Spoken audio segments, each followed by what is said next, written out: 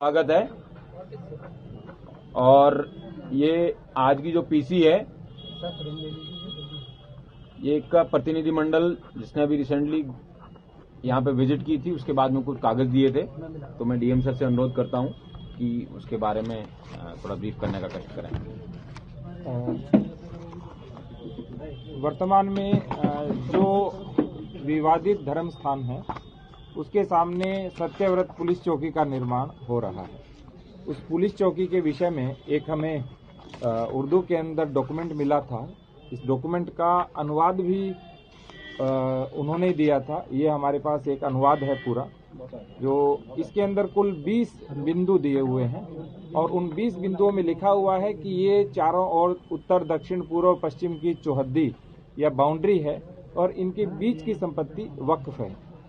23 अगस्त 1929 को मोहम्मद अब्दुल समद, जो निवासी मोहल्ला कोट संभल है, उस समय जनपद मुरादाबाद था, उनकी ओर से एक अनरजिस्टर्ड वक्फनामा सामने आया है। उसमें क्रम संख्या 1 से 20 तक जो संपत्तियां हैं उनका भौतिक निरीक्षण और अभिलेखीय परीक्षण त्रिसदस्यीय समिति ने किया है, जिसमें हमारे यहाँ के एसडीएम, सीओ और यहाँ के ईओ तीनों लोग थे। इसमें जो सबसे प्रमुख बात है वो है कि अभी तक किसी भी व्यक्ति ने कोई भी आवेदन हमको यह नहीं दिया है कि यह हमारी संपत्ति है, अर्थात कोई प्रभावित और विधिक पक्षकार हमारे सामने अभी नहीं आए हैं। दूसरी बात, जिस स्थान की बात की जा रही है उस स्थान के अंदर जो संपत्ति कहते हैं दर्ज है वो 18, 19 और 20 संख्या पर है और वर्तमान में उस जगह की किसी भी प्रकार की कोई भी व्यक्ति वहां निवास करता है, उस नाम से कोई निवासित रहा है या वो गाटा संख्या जिसका उल्लेख किया गया है उसका किसी भी प्रकार से कोई भी साक्ष्य नहीं है।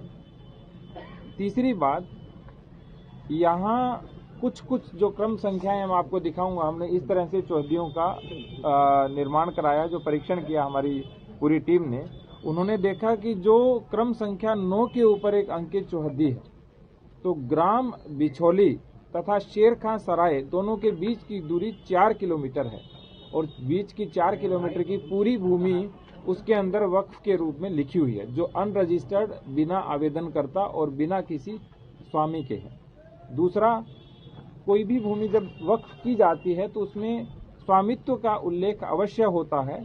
इसमें किसी प्रकार के कोई भी स्वामित्व का उल्लेख नहीं है।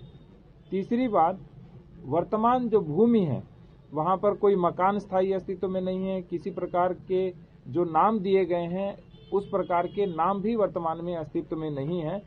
तो इससे ये प्रश्न चिन्ह उठता है कि जिस भूमि की बात की जा रही है, जो वक्फ की गई है, उसकी वास्तविकता क्या है। किसी ने अभी इसके विषय में हमें अवगत नहीं कराया है।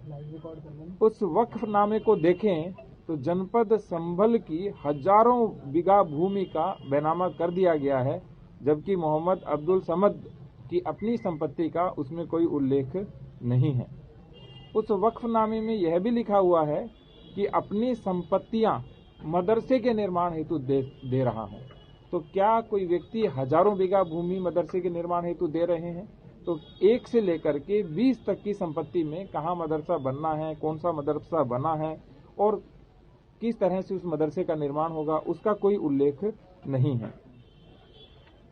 इसके बाद जो नगर पालिका के आसपास का क्षेत्र जितना भी है हमारा, जिसमें सारे सरकारी स्थान हैं, जिसमें तहसील है, पुलिस थाना है, पुलिस चौकियां हैं, डाकघर है और जो विवादित धर्म स्थल है, श्री कल्की मंदिर है, वो भी उन चौहद्दियों के बीच में ही आता है। तो जो अनरजिस्टर्ड, अनवेरीफाइड जो बैनामा है और जो 50 रुपए के स्टाम्प के ऊपर दिया गया है, तो उसके अंदर सारी संपत्तियां भी एक तरह से वक्फ के रूप में लिखी हुई हैं।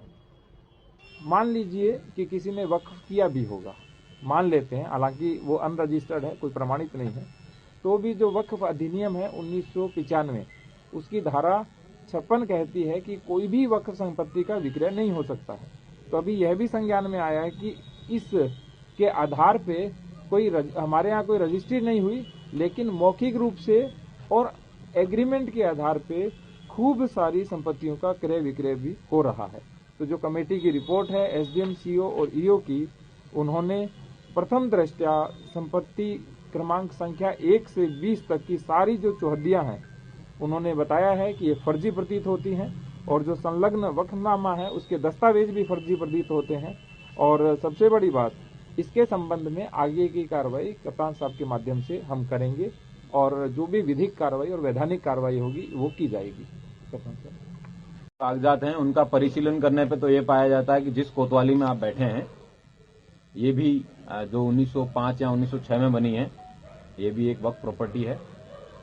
और इस तरीके के जो कागजात प्रस्तुत किए गए हैं, जितने भी वक्फ प्रॉपर्टी के कागजात हैं, उन सबको वेरिफिकेशन करवाया जाएगा उनका।